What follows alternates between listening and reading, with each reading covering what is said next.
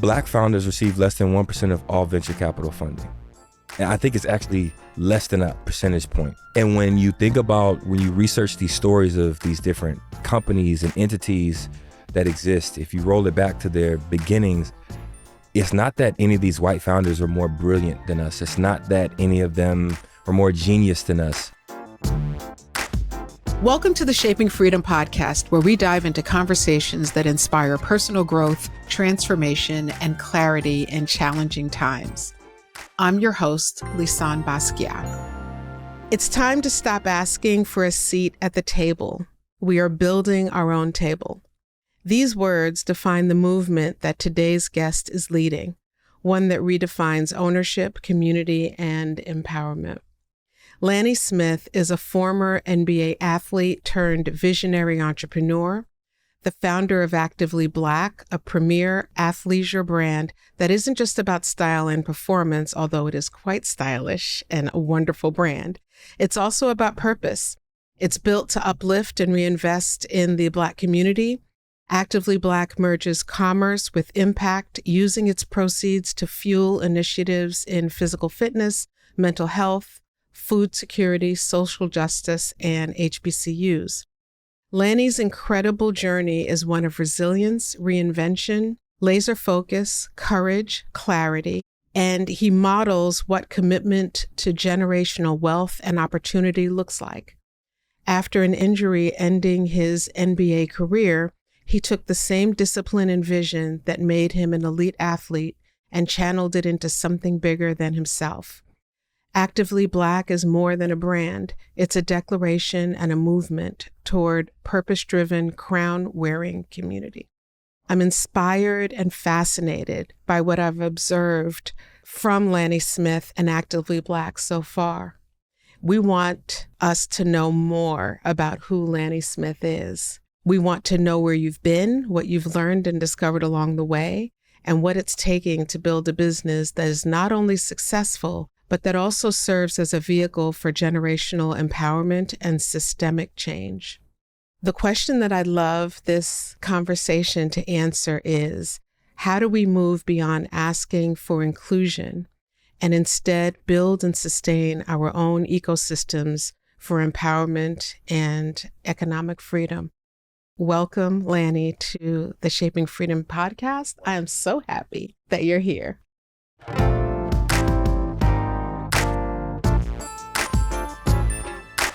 Thank you so much for having me, and that was such an incredible intro. Thank you for that.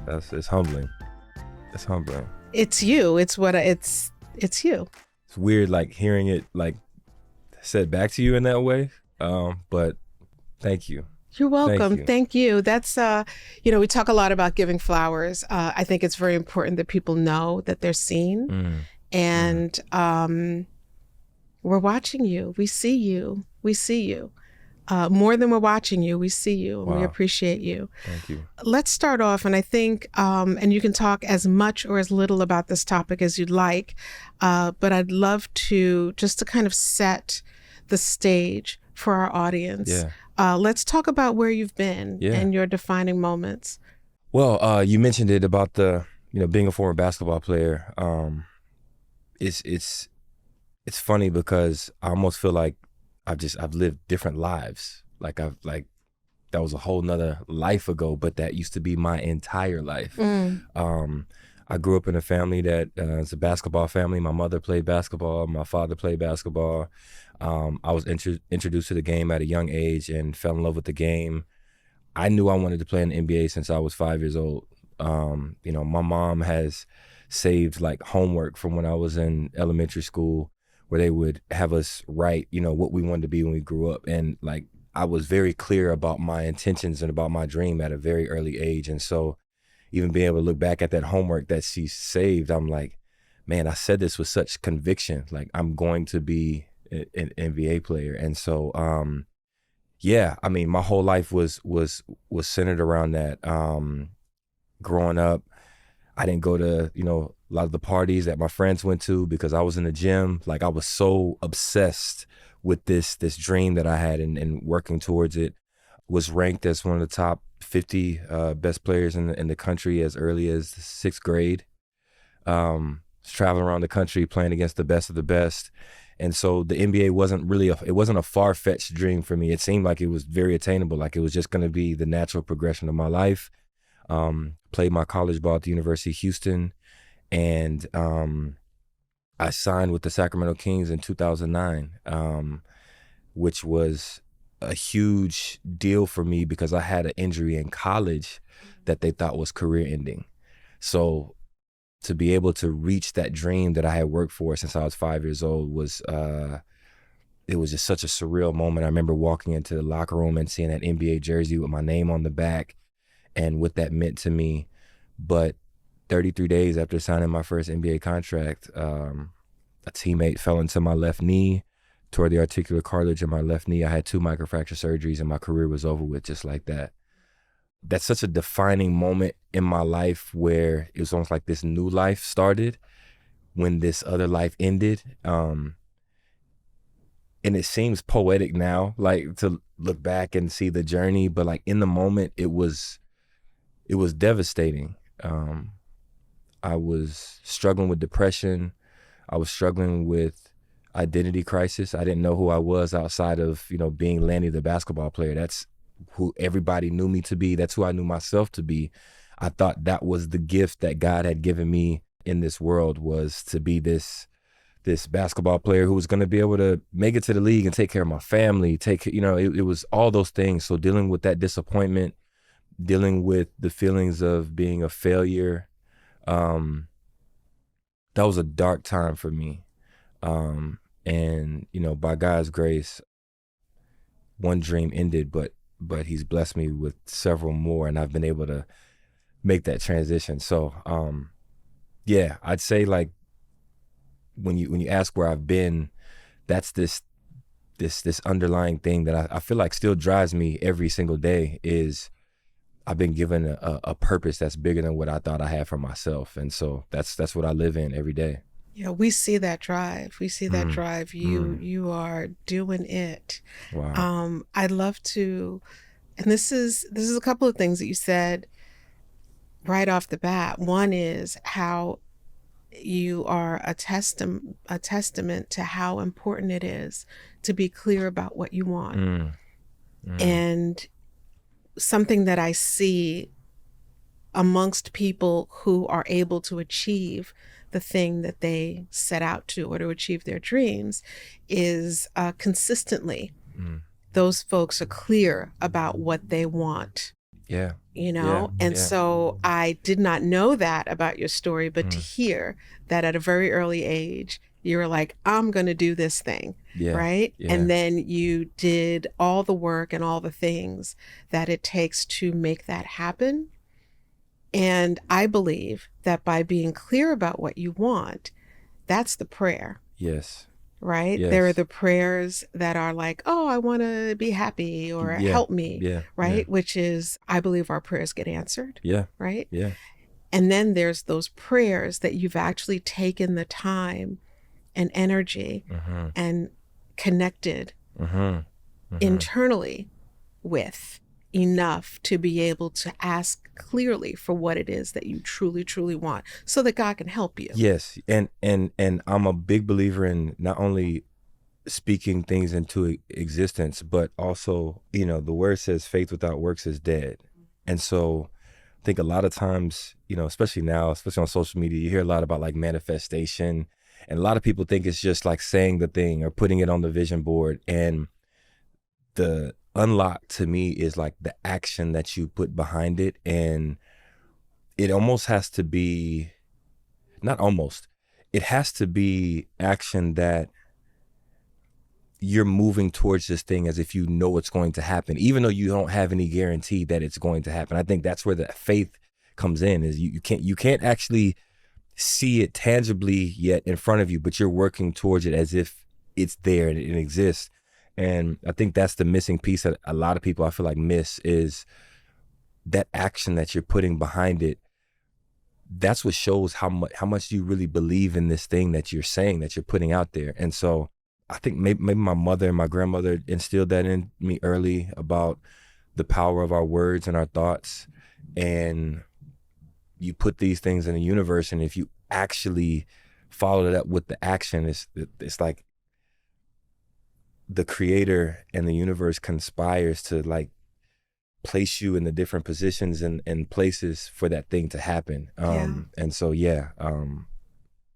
it's funny because the people that I know or that I've read about or that I've learned that have been that way, they always get called crazy at some point, because you're speaking things that haven't happened yet, that other people can't see yet, but you're speaking with such conviction of something that's been placed on your heart or inside of you, and because people can't see it yet, they think you're crazy. So in all of these situations with basketball early on in school, I mean my teachers, they were like, okay, enough with the NBA okay, thing with the fantasy, but what do you really want to be when you grow up? And it's like, no, I'm going to be an NBA player.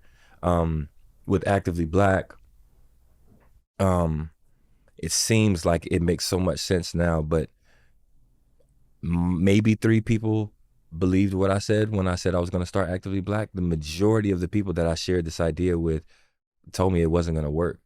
Told me that, putting Black in the name was going to prevent it from being successful, or they didn't see a market where this could exist or where it could work. And I was like, nah, I mean, it seemed as clear as day to me. And they're, Lanny's crazy, because I'll speak it. I will say it. I will put it out there before it exists. And so sometimes like when you get called crazy, it's almost like, you're heading in the right direction. You're on the right track. When people start like giving you that eye, you know that you're definitely on the right track. For sure. I want to talk about, I have so many things I want to talk to you about. Can we talk about active faith? Of course. Yeah. I made some assumptions in going back and kind of taking a look at what you've been up to, but I'd love for you to talk a little bit about active faith and how that came to be. Yeah. So Active Faith was the first brand, the first thing that I launched post injury, and I really feel like Active Faith saved my life in many ways. When I talk about that dark place that I was in, it was so dark that these dreams are things that you can't have one foot in, one foot out. You have to completely throw yourself completely into it just to have the chance for that dream to happen, right? So then doing that with basketball and with the NBA, and then having it end so abruptly, the fear of what do I do with the rest of my life? I thought this was the pinnacle. I thought this was that thing that I was blessed with that I was gonna do, and now it's gone. And that dangerous place of hopelessness, that dangerous place of fear of the unknown, just really put me in a bad place mentally. And Active Faith, I remember actually saying this prayer. Is actually the second microfracture, after the second microfracture surgery I had. I said this prayer and I said, God, you blessed me with this elite ability to do this. I thought this is what I was supposed to do. I said, but if this is being taken away from me, I'm begging you to show me what you want me to do with my life. I said the prayer just like that. I'm begging you to show me what you want me to do with my life, and whatever you show me, that's what I'll do.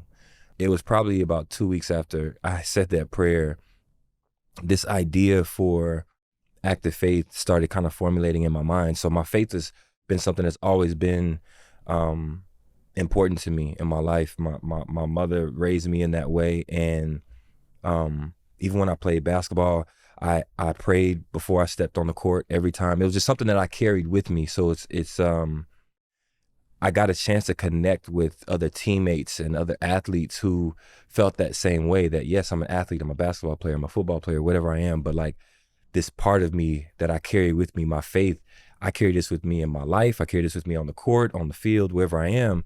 And I was like, there's nothing that really speaks to that person, right? You've got the Nikes and the Adidas of the world. And it's like, well, what speaks to this person whose faith is so strong, and then they're also an athlete and they love sports, and the convergence of these passions of my faith and of sports, that's where this idea for Active Faith came to be. And same thing, I spoke it. I told some people this is what I was going to do. They told me I was crazy. It's like a faith-based sports apparel brand. That doesn't make sense. There's no way that can work. But I felt so convicted by this new thing that I felt like God had placed in my heart, and launched this brand out of my mom's house. I was a grown man living at home with my mother, trying to figure out what I was going to do next, and launched that brand out of my mother's house. A couple of friends who were also basketball players, Anthony Tolliver and Steph Curry, wanted to be a part of it and kind of joined me in partnering on that. And it we ended up with customers in like 72 different countries. I read that. That is wild. And it's a separate entity than Actively Black, but the thing that I learned in that journey of building Active Faith was like this purpose-driven, mission-driven thing that, yes, there's product attached to it, but it's bigger than the product, right? And so we would get emails from people who were like, got a cancer diagnosis, and I still get chills when I tell the story. I get this email, and a guy was like, I felt like giving up. I was so tired. I felt like giving up, but I wore my Active Faith shirt to chemo, and it just gave me this strength to keep my faith and to keep fighting. And it's like, it was so powerful that like this thing that you're creating is impacting somebody's life, right? It's not like whatever the next hype beast brand is and everybody's wearing it because everybody's wearing it. It's like, oh, this actually means something to somebody. There's this intrinsic value that it's providing for somebody's life. And so that's when I was like, okay, this is something that, we can build upon to help people. But there's also this thought in my mind, like, if I can build this for the faith-based community, can I build something similar for Black people, for my people, that has this value to them that's bigger than just what the apparel is? So the seed was planted. Now, also, unfortunately, I was hiding myself from the world, knowing that I was the founder of Active Faith. At the time, like, my social media was private. I was afraid that if our audience knew it was a Black man who was the founder of this brand, that it would negatively affect the business. Probably about... That's interesting. Why would you think that? I'd say between 65 to 70% of the customer base for Active Faith was evangelical, white Christian. And unfortunately, in this country, I never want to paint a group of people with one broad brush, but there's a large segment of that audience that could also be synonymous with racist. And I had experiences that actually validated my fear. So as an entrepreneur, when you're starting something out, you're wearing all the hats. So I'm doing customer service. And I remember being on the phone and a guy's like, man, you sound like you're Black. Like, yeah, I am. I'm trying to help you with your order. How can I help you? As soon as I said I'm Black, he's like, oh yeah, I want a refund. Wow, okay. Had a group that was writing in about potentially investing in Active Faith. Going back and forth over email. We set up the meeting. I'll never forget walking into that room and seeing the looks on their faces, like they were surprised. They didn't know that it was me. You know what I mean? And then all of a sudden that conversation completely changed. So many of those types of experiences. And then 2016,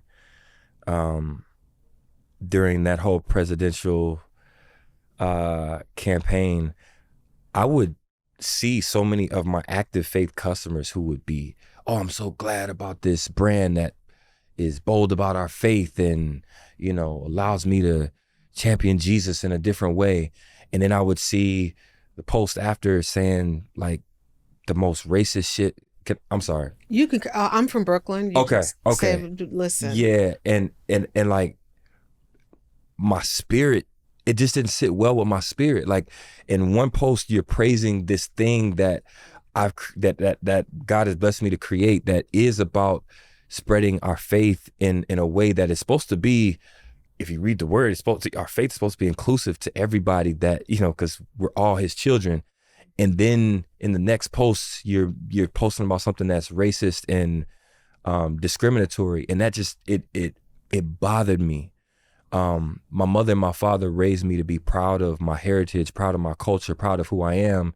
And so I was internally conflicted because I'm looking in the mirror every day and I'm like, yo, you're hiding yourself from something that God bless you to Out build of fear. Yeah. out of fear Yeah. because you're Black. Yeah. And that bothered me. I was, just dealing with that internal conflict. And it also bothered me because if the church is supposed to be what it says it is, how can you be quiet about these issues? And I've always been so outspoken about issues that affect the Black community. A lot of people now, that don't know because my social media was private. I've been like this. I've always been this way. They just didn't know because my social media was private. But I've always been so vocal about our people and the issues that impact our people. And I'm like, if the church is supposed to represent what it's supposed to represent, how can you be silent about these issues? That this did not make sense to me.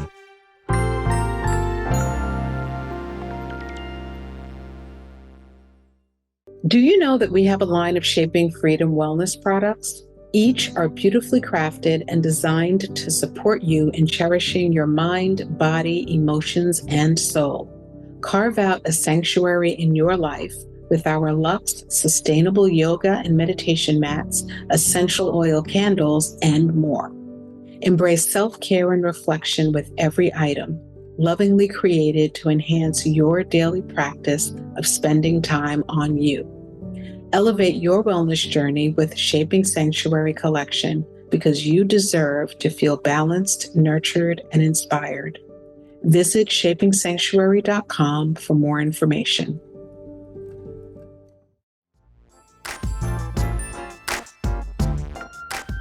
Is Active Faith still an operating company? It's a separate entity. We experienced some explosive growth that kind of mimics and mirrors what's happened with Actively Black. And I didn't go to business school. I didn't go to design school. Everything that I've been doing has been self-taught. So I was learning on the fly, everything with Active Faith. It was like, it was $10,000 for a website. I was like, I can't afford that. So I literally went to YouTube University to teach myself how to build and code my own website. You know what I mean? I didn't realize that, I've heard this before, that like a explosive growth for a business can kill a business, just like no growth for a business can kill a business. If you don't have the foundation. If you don't have the foundation, if you don't have the funding to keep up with that type of growth. So the revenue was growing like crazy, things were growing like crazy. And I couldn't understand, like, why are we still kind of like trying to keep our heads above waters? As that is growing, expenses grow, with the upkeep, all that it takes to handle growth grows as well. And so had to kind of press pause on it to kind of figure out, okay, how do I keep up with this thing? And so, yeah, I learned a lot of lessons with Active Faith. And then when I started Actively Black, and the way that it just took off, I just didn't have the mental capacity and the to try to do both at the same time. So I'm actively, like right now in real time, trying to figure out what to do with Active Faith, because I believe the message and I believe the purpose and the impact is something that it still needs to exist. It still needs to continue on, even if that means somebody else being able to take it to that next level. So, in some discussions, trying to figure out what to do with it. What are the 3 things that you learned building Active Faith that you've been able to pour into Actively Black? I think one is the power of creating something where people see themselves.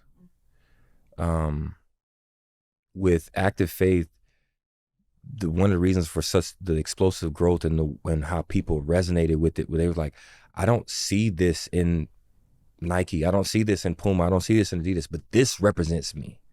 So this is what I'm, so there was like an emotional bond and connection to the brand because people saw themselves in it. So I think one, just that power of really the power of representation. That's one. The power of community, because I think in both Active Faith and Actively Black, it's not really building an apparel brand. It's really building and connecting this community together. You build movements.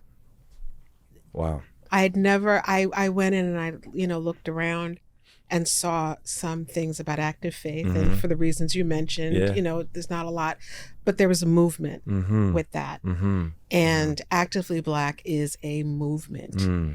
And it's a movement that is clothed or cloaked in a way in high quality apparel. But it's a movement. I repeated this last night, and I've been saying this more and more, that Actively Black is not an apparel brand. The clothes are just a uniform for the movement. And I truly believe that, because the vision that I have for Actively Black is so big that it can't be contained with just clothing. This is just kind of like first phase or first step. There's so many things that we're building through this that I think when we look back after some years, it's actually going to be amazing that it was like, oh, this started as clothing, but wow, this is what this really is. You know what I'm saying? So yeah. I think it's interesting because while it is, I can see and sense and feel, and I'm sure everyone who is familiar with the brand we know that there's something much bigger. And I think you've been brilliant at condensing it down into digestible clarity. You know, these are the things that I'm working on. These are the things that are important to me. This is what this brand stands for. This is what we're up to. And as a result of that, or as a consequence of that, this is what I know you're going to feel, you know, by participating in this movement and in this thing. Before we move into some other questions I have for you, there's two things. One is happy belated birthday to your mama. Yes. Wasn't it this weekend? It was Monday, actually. It was the 24th. Okay. The 24th, yes. So happy belated birthday to your mother. I wanted to say that. And I would love to talk some more about her. Yes. In a moment. Okay. Yeah. But I wanted to wish her happy birthday. She's part of this entire thing. I see it. Yeah.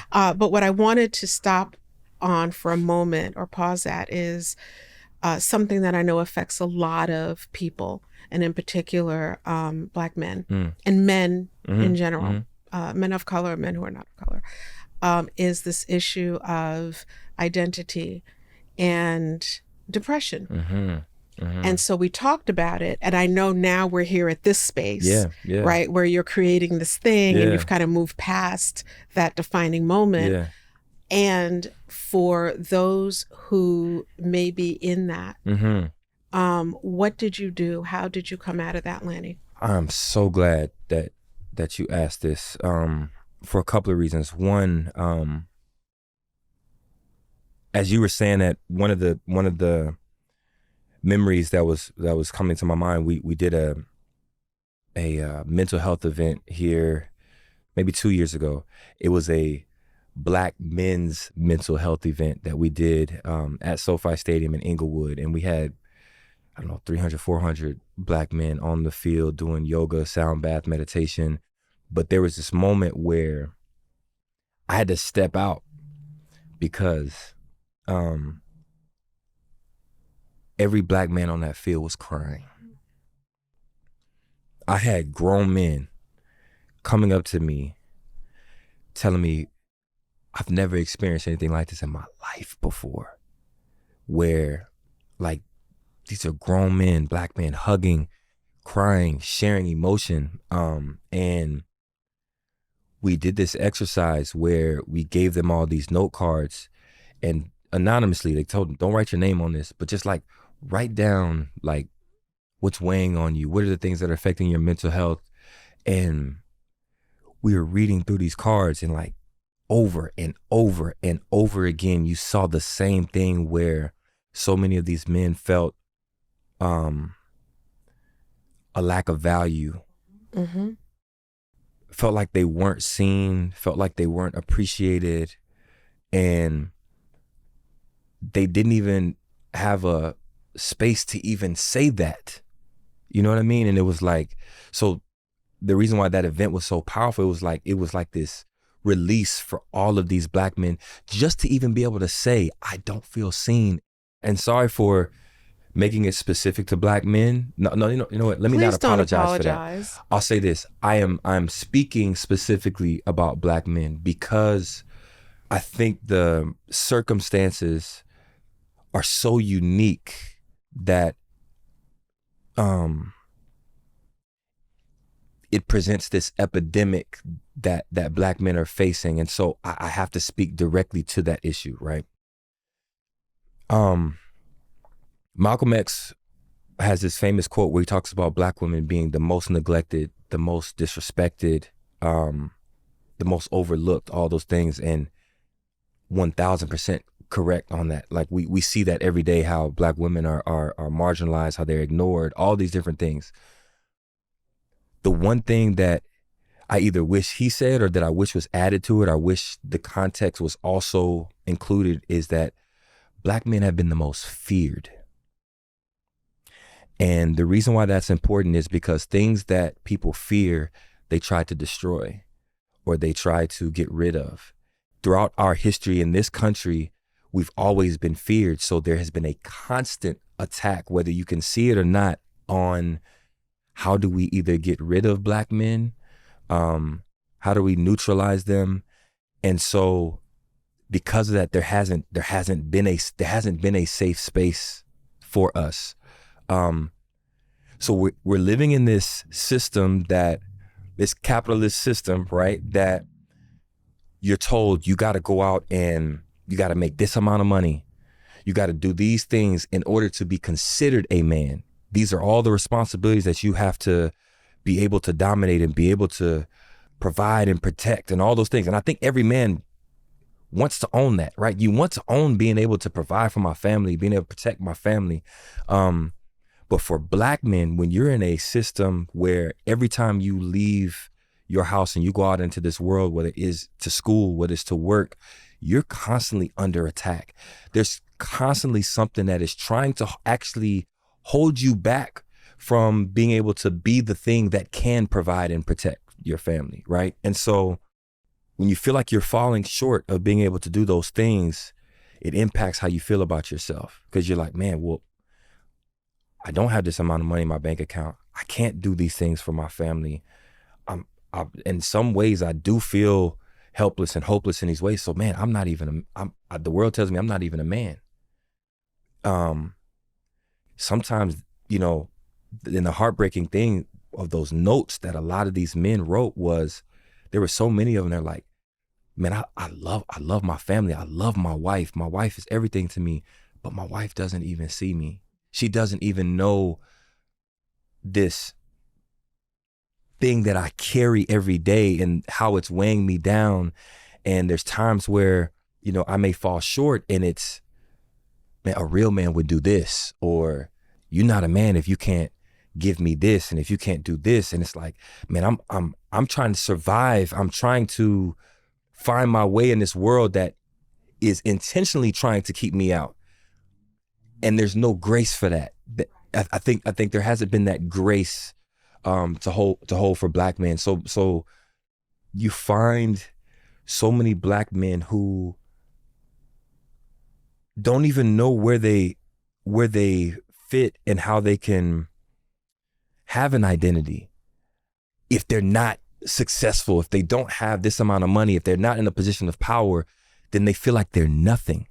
And I've seen it affect us in so many ways. We're also part of a prison basketball program. We go inside these prisons, play basketball with the incarcerated individuals, and then that brings down these walls where I get to sit down and talk to them, right? I'm sitting down talking to guys who got 40, 50 years. I'm talking to guys who got double homicides, who've been in some of the, these different conditions. And every single time, it never fails, we get to talking and they turn into that little boy who didn't get the love, the affirmation, the grace that he needed to feel like he was somebody, that his life had any value. And in that hopelessness of, man, I'm worthless, I'm nothing, you can't value somebody else's life if you don't value your own. That's right. You know what I mean? And so to a T, every single one of their stories, no matter where it ended up, when I dove back into it, the root of it was this feeling of nothingness that they, and that's heartbreaking. It's heartbreaking. And so to answer your question, I give all glory and grace to God for how he kept me in that darkest moment where I started to believe that lie that I was worthless. Because I did. I felt like this gift that I have been taken away, I have nothing left to offer the world. There's nothing that I can do to be of value. And I got to shout out a black man who poured into me, Mikado Henson. Mikado, if you ever see this, brother, I love you for this. He pulled me to the side one day and he said, man, I want you to understand that God loves you. If you don't never score another basket ever in your life, God loves you and has a purpose and a plan over your life. And it was just something about the way that he said it that kind of shook me out of something a little bit to make me like, okay, there's more. There's more. Yeah. And why would my value only be attributed to what I can do on the basketball court? And truthfully, I think that's the thing with a lot of men is we find these things that, okay, this is where my value is. Whether it's the pursuit of making money because, well, this is the only way I'm valued is if I have money. So I'm going to do anything it takes to get that money. If I got to sell the drugs, if I have to rob, whatever it is I have to do, because without this, I'm nothing. So you're attaching your value. You're putting a price tag on yourself. The athletes that I speak to now, I talk to professional athletes who they got to play 10, 15 years in the NBA, NFL, whatever it was, and they still feel like nothing when it ends because that thing that they attach their self-worth to is gone. Regardless of how much money they made from it, they still feel empty inside. And so, I think that what was able to pull me out of it was being able to at least recalibrate my mind into, okay, my purpose is not tied into what I could do on the basketball court. So let me sit still in this moment and ask God to reveal to me what my purpose is. And then let me just go pursue that purpose. With Active Faith and with Actively Black, there was never a thought in my mind. You can find all my notebooks where I write all my ideas down. You'll never see anything where it's like, let's go make this amount of money. Let's go build this business so you can make this. It doesn't exist. It's all been about the purpose in what each of those. And so me finding purpose in that pulled me out of that dark place. Like I can walk around knowing that my value is not in who I used to be as a basketball player or how much money I have. I feel purposeful. I feel like purpose, and that's what drives me. That's what's given me the confidence and everything to do what I've been able to do. And I thank God for that, because I know there's so many men, so many black men who are struggling right now because they don't know what their purpose is beyond make some money, provide for people, protect for people. Okay, what about that man's heart? What about his purpose? What about how he feels? What about his emotions? We are more than just what we can do for people. We are more than just the amount of money that's in our bank account. And yeah, that's I don't know. I'm sorry. I went on these tangents. Please don't apologize. I'm sorry. Make that the last you're sorry for this Okay, conversation. okay. Please. I think one thing that you said that I'm so glad that you said, and I'm so glad that it came out of your mouth, is your acknowledgement or your observation that a lot of times there's a little boy on the inside, right? And I think that when you've not moved too far away from that little boy on the inside, you can still, there's a space that you can be in that's attached to your identity. But the more you accomplish, the more you check the boxes that society tells you you're supposed to check, the more that delta between that little boy and what you've accomplished gets darker and darker. Yes. Because I know so many men who have done all the things. They've taken care of their families. They've provided. They've, done the things, whatever those things are. They have the bank account, all of that. And yet, there's an emptiness that exists in the delta between that little boy and how his identity and worth was externally provided, and who this person is today, who they've done all the things and they don't understand why they haven't filled that gap. Right. So the fact that you said that is so meaningful and so helpful to those who are listening, who can now start to, first of all, be validated and understand that that's by design. Yes.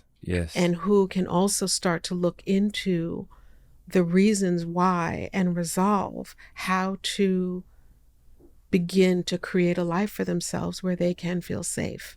To add to that, the other thing is, for so many Black boys, they actually don't even get to be that child very long. Not at all. And even the natural growth that happens, where just as a human being, right? Like as an infant, as a child, you have emotions, but you don't know why as you get to grow,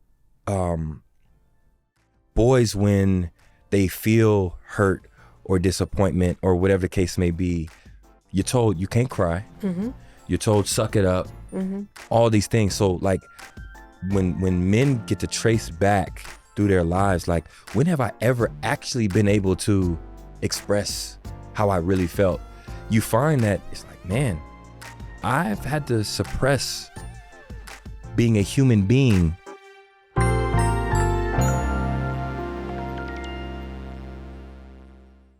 HeraHub Carlsbad is a co-working space and member community designed to empower entrepreneurs. More than just a workspace, HeraHub Carlsbad is a business accelerator and a connected network of successful entrepreneurs. Imagine a collaborative, serene, and spa-inspired environment where you can thrive.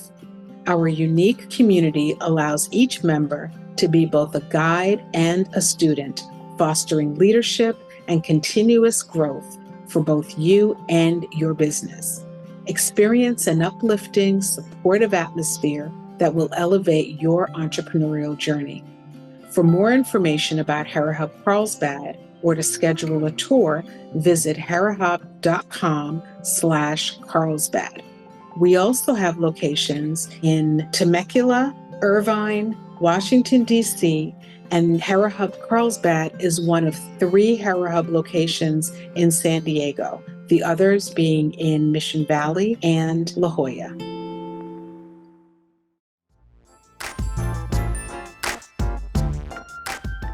You've literally been taught to be full of crap. Yes. Literally taught to be full of crap.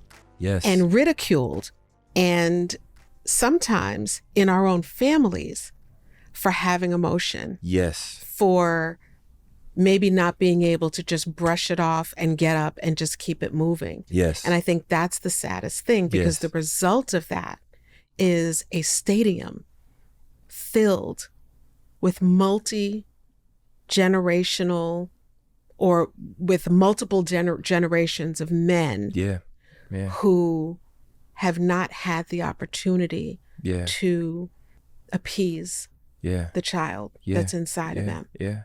And the way that manifests itself is so powerful, how it permeates throughout like the rest of your life, right? And the world. Yeah. Like, I've heard some of those same Black men, at that event, we were encouraging Black men to, tell the Black men, I love you, and be comfortable and okay saying I love you. And I've made a concerted effort to tell the Black men in my life, I love you, brother, like, and be able to look them in the face and tell them that, because often for Black men, love is very conditional. We don't hear I love you unless we are able to perform, unless we are able to provide, unless we're able to do this. It's like, being the human being is not enough. You've got to perform in order to be loved. You've got to make this amount of money in order to be loved. And I think, and then we perpetuate that ourselves in a way. So I heard men who said, like, my father never told me he loved me, but it wasn't because he didn't love me. Talking to him later on, he's like, I need him to understand how hard this world is going to be for him. You know what I mean? And so it's like, then it becomes like this self-fulfilling prophecy, and this thing where it just feeds on itself, where it's like, but that boy actually needed to hear you tell him that you loved him. You were thinking out of love, I'm preparing him for what he's gonna face in this world. But like that boy actually needed to hear you say, I love you. And you know, even like this default that Black men have, one of my mentors, we were talking about this the other day, because he said he was wearing Actively Black in the airport and a complete stranger was wearing Actively Black, and they looked at each other and they smiled and they came and they was like, oh, you part of the tribe. And he said, bro, that would never happen, because we're almost trained, mean mug on your face. If you smile, you soft. If you smile, it shows sign of weakness. Even if another Black man is not your enemy, you're like, we're always kind of like on guard for sure. You know what I mean? And it's like,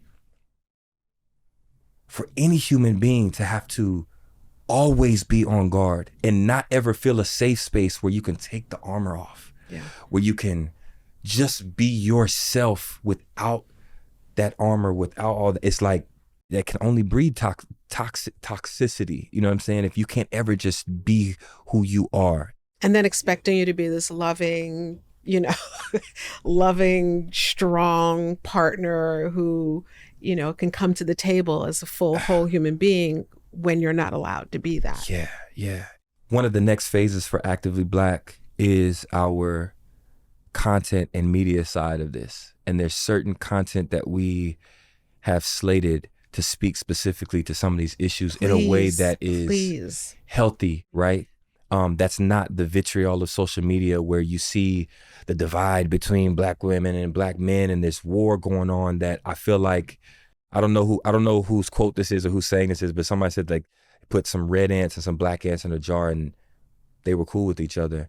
And then somebody shook the jar and then they started warring with each other. And instead of, it's like, who shook the jar? Mm-hmm. Let's look at that. Who shook the jar? That's where this war we're fighting with each other. Let's look at who actually shook that jar. And so one of the pieces of content that we have is called Squash the Beef. And the episode I'm most excited to actually get done is Black men and Black women, because I feel like we need this safe space, not a critical space, but we need this safe space where it's like, all right, Black men, shut up. Black women, this is a safe space. I want you to put everything on this table, all of your hurts, everything that has angered you, hurt you, disrespected you. Black men, shut up. I need you to hear where the hurt is coming from. Okay. Black women, I need you to be quiet, right? I need you to hear Black men put everything on this table, where their hurt is coming from, where this anger is coming from, where this dysfunction is coming from, because we're all interacting with each other right now out of our hurt, out of our trauma. And then we're not actually able to see like the root cause of these things. And if we could ever lift our heads up from the direct war that we're having and see where this has come from, I think that's the only way we can like get to a place of healing for each other. So now I can have the grace for you in knowing why you're tired, knowing why you're fed up. And you can have the grace for me in knowing why it's been hard for me to express my emotions, or why I have resorted to some of the things that I've resorted to in my escapism from, you know, not having a safe space. If I can have that grace for you and you can have that grace for me, then we can actually come together and figure out some real solutions. You know what I mean? I don't think anything that has been happening so far has been solutions based. It's been just that finger pointing. Yes. It's been the blame game. I refer to it as emotional sparring. And it's like the king of the hill, right? Like I'm gonna tear you up, and you're gonna tear me up, and we may do it in different ways, but at the end of the day, we're both laying dead. We're going nowhere. I'm a woman, and so a lot of folks, and I also own a female focused but absolutely inclusive co-working space and business accelerator down in San Diego called Terra Hub. I think I mentioned it to you. Yeah. So people assume that the work I'm doing is, because I'm a girl's girl. I'm all about women for sure. And what I also know is that there is no way that we are going to truly get to where we as women want to be without engaging in the conversation with men. Mm. And that is one of the reasons why I have so many men on my podcast, because I'm for family. Yes. Not just Black family. I'm for family. Yes. And I Yes. have a special place in my heart for the Black family, Yes. because I understand that as hard as it is to adult, just as adults, you add the Black component to it, and it is almost unbearable. And what we've been able to do in our functioning on a day-to-day basis is magic. It's so important for us to find ways to create safe space for each other. Yes. Like you said before, like where men can really speak their truth and feel safe in the presence of their women. And where a woman can do the same and feel seen and appreciated and understood. Because if the Black family were to come together, Yes. what we would be able to do, what would we be able to create is amazing, would be amazing. But we have to start, which is what I hear you saying, you have to start with yourself. Like you have to start with you and your relationship with your higher power. Yes. And your relationship with the world. Yes. And find ways to heal yourself, heal that little boy, that little girl within yourself, so that when you are out there in the world attempting to create something with somebody else, you're doing it from a place of full, whole presence. Right.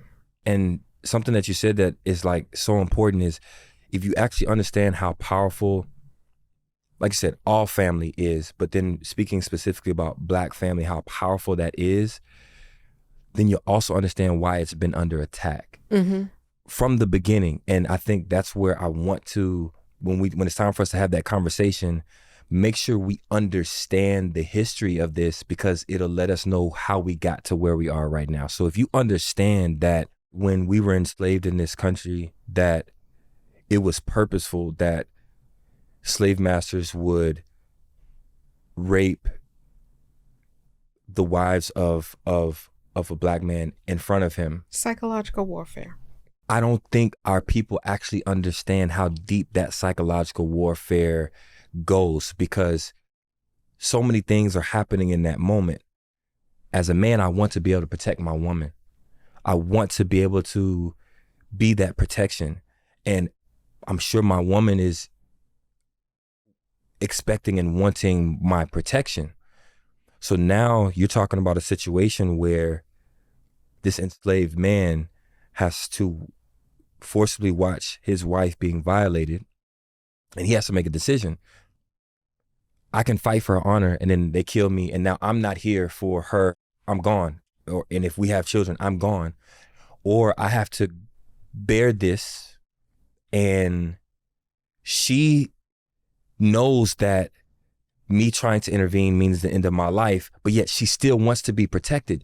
Now this whole thing has been broken, because no matter how much I can console you afterwards, I wasn't able to protect you. And no matter how much you can try to understand that my life may have been in danger, I wasn't able to protect you. There's a breaking down of our family unit right then and there. You know what I mean? And you keep this it happens over and over throughout history. Let's fast forward. And I speak to this one specifically because this is part of my own healing with some trauma that I had with my father once I learned his story.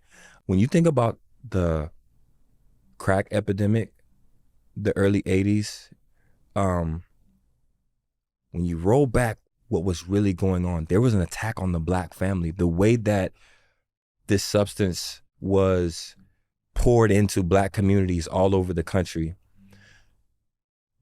it literally was an attack on the Black family. So many Black men lost their lives. So many Black men lost their freedom. And then we're talking about, the same substance in a powdered form that white counterparts were getting probation and slaps on the wrist. Black men were getting 20, 30 years in prison. So you're talking about an entire generation of Black men that were removed from the home. And Black women left to pick up the pieces of the crack epidemic and then the war on drugs would just end up being a war on Black people. And so Black women having to raise families without these men in the home, these men who were psychologically damaged by this and how toxic they became and what that did to the Black family home. Like, if we don't understand the systemic plan of that, then we're always gonna be stuck in this finger pointing thing of y'all did this to us and now we tired and you did. Y'all gotta understand the plan that was put in place to get us to this exact point where we're now warring with each other, right? And so I had a lot of issues with some things that happened with my father growing up.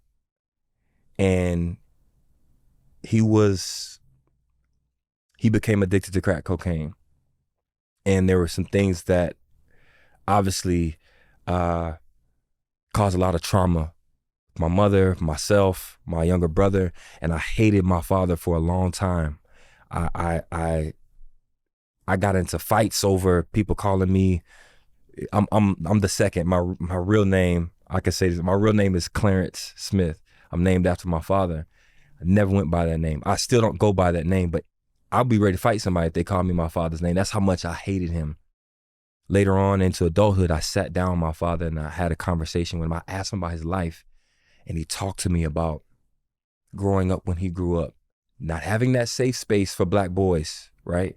For Black men, dealing with the poverty he dealt with, going to the Navy and dealing with the racists on his own ship that would take Black sailors' uniforms and throw them overboard knowing they would get punished for not having their uniform. Him fighting, being called a nigger every day on that ship, and then him being punished for fighting for, like, there was so much trauma in my father's life that I had no idea about. So then when you get to the point when I talked about that escapism, this drug is introduced. Man, my life is in shambles. I can't provide for my family. There's all this trauma that I've had in my life. That hit of that was an escape. So it's now I'm like, okay, I can see how you can become addicted to that escape because your reality has been so harsh. Any break from that, even if it's a couple of moments, is a relief for you. But then that thing takes over your whole life and then it causes these other things. Yeah. Finding out about all the traumas that Black boy had to deal with, I was able to forgive my father. And it released so much for me. It changed my life, just my perspective on things, because I saw the Black boy in him that dealt with all of these things. Yeah, I think if we could find that space for each other to know all these things that have been intentionally done to us, so we can understand it's not Black men versus Black women. Nope. And it's not Black women versus Black men.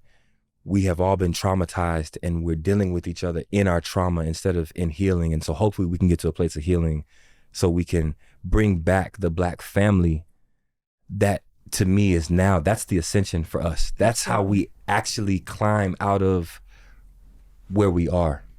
That's our focus. Yes. There are a lot of things to distract and there's a lot going on and there are a lot of fights to have, but that's the thing to fight for. Yes. Is family. Yes. Because what we don't heal winds up getting passed and rolled down from one generation to the next. And 4 generations from now, they won't even understand why they can't stand men or can't stand women or whatever it is that's going on. I can talk to you 50 hours. Sorry. Okay. I get long-winded with this. Said sorry again. Don't say sorry. Okay. I'm more sorry. I want a sweatshirt for every time you say sorry. Okay, That's a good one, right? With some sweatpants for every time you say sorry. Okay. Okay, there's 2 things I wanted to focus on here. One is this quote that I opened this episode with, your quote. Mm-hmm. It's time to stop asking for a seat at the table. We are building our own table. And this last conversation, I think, is part of the solution to that. What do you think is still holding so many Black entrepreneurs back from fully embracing ownership of either the table or their own table? Ooh, that's deep. I think part of it is I'm a big believer that you can't be what you can't see. And a lot of times the only positive images of ourselves that we've seen has been as athletes, as entertainers. We haven't really seen ourselves as in a position of ownership a lot. And so I think a lot of us strive to be what we have seen and none of that has included ownership. So I think that's part of it. I also think one of the struggles, honestly, is the disparities in how we obtain that ownership and then how we can grow what we're building at scale. Mm-hmm. Black founders receive less than 1% of all venture capital funding. And I think it's actually less than a percentage point. And when you research these stories of these different companies and entities that exist, if you roll it back to their beginnings, it's not that any of these white founders are more brilliant than us. It's not that any of them are more genius than us. But a lot of times the resources that were needed to take their genius into building something and scaling it, they had access to those resources. A lot of us just don't get access to those resources. So we get stuck in this mode where we're building the thing and it gets to a point where, to be honest with you, we're dealing with this now. The scale of the demand for actively Black is bigger than where we are structurally right now.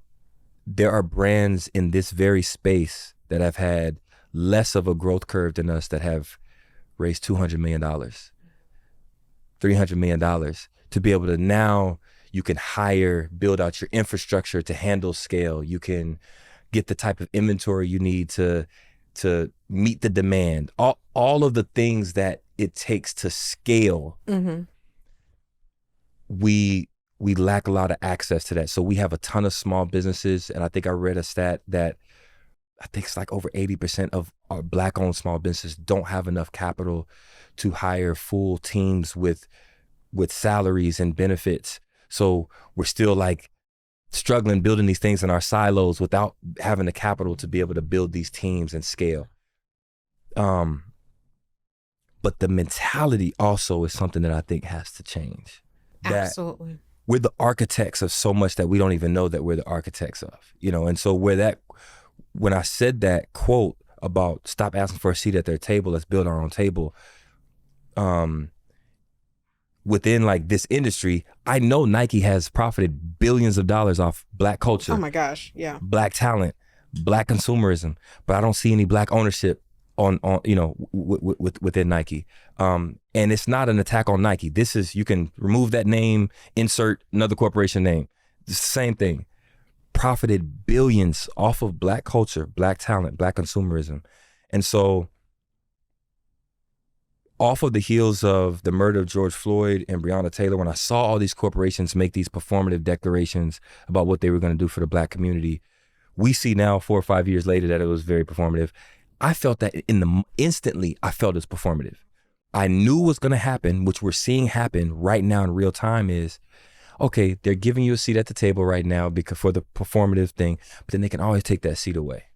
Or even if they gave you that seat, they control that plate that's put in front of you. Yeah. So now you have to conform to however they want you to be in order to sit at their table. Mm-hmm. You know what I mean? And so then when they decide we don't want you at our table anymore, you're gone. But if we are actually building our own table, we can control, let's feed our people. Oh, let's show up here unapologetically.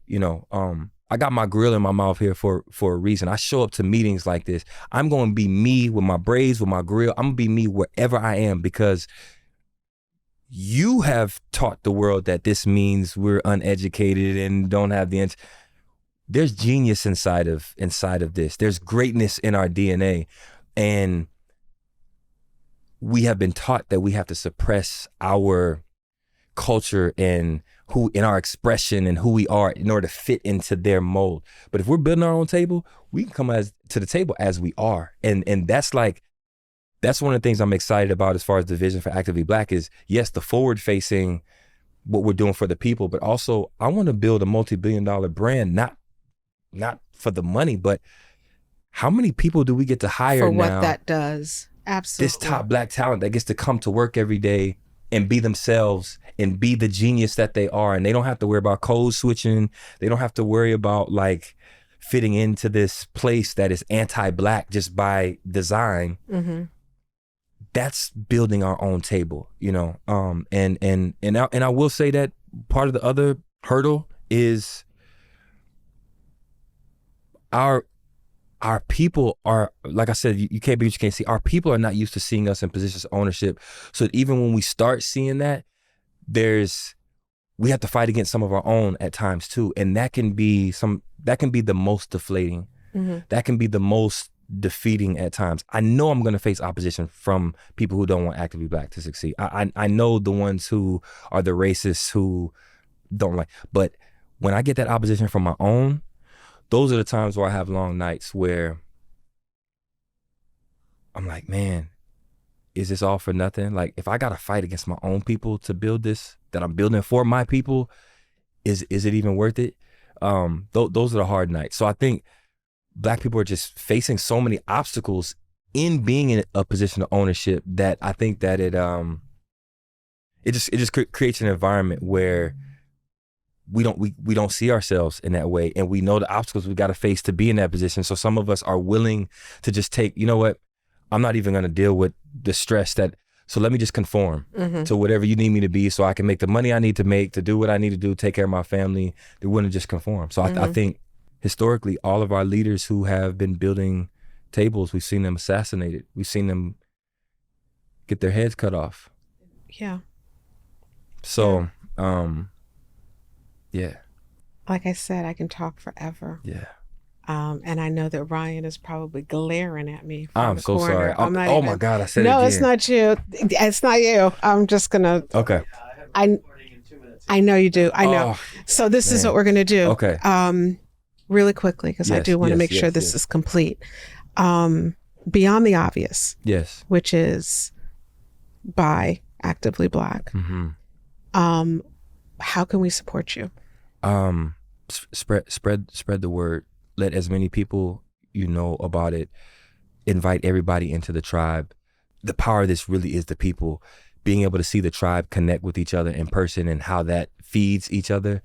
We can actually build something that we own, that becomes a global entity that represents us, that feeds us, that supports us. I know we haven't seen it happen before, but that does not mean it's impossible. That's right. We can do this together, and let people know that, and also know that, give us the grace for the growing pains that we are experiencing, because oftentimes we will be frustrated when that thing isn't like the Nike thing yet, but Nike's been around for 55 years. We just made 4 years old. Give us that grace, give us that love and support, and I promise you, my purpose for this is to give that love and support right back to you. It's not for anything from me. This is for us. Okay. Lanny, thank you so much. I know how busy you are. I know you are building a brand and doing all kinds of things. Thank you so much for taking the time to come and speak. I was going to say, you have to come back, and I have some ideas of some things. Okay. I know you have some ideas. Yes. And I would love to continue this conversation. There are so many things that we can deep dive into, and I'm hoping that we can do that soon. Done.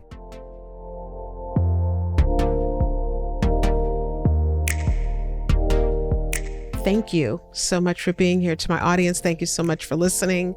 There are some gems that you have to take away from this conversation. And I think the biggest gem of all of it is it's not about what you accomplish. It's what you pull out of yourself on your way to that accomplishment. Know who you are, know what you're worth, be clear about what you want. Don't just say you want to be whatever the blank is. Make sure that you have some clarity around what it is that you want and why you're doing it, and the impact and purpose that you know needs to be there, and you can do it. You have to work hard, you got to be clear, and you have to have faith. Lanny Smith, thank you so much for being here and spending this time. And as always, thank you so much to the Shaping Freedom audience. I appreciate you. I love you. Thank you for being here yet again. Until next time, this is Lisane Basquiat.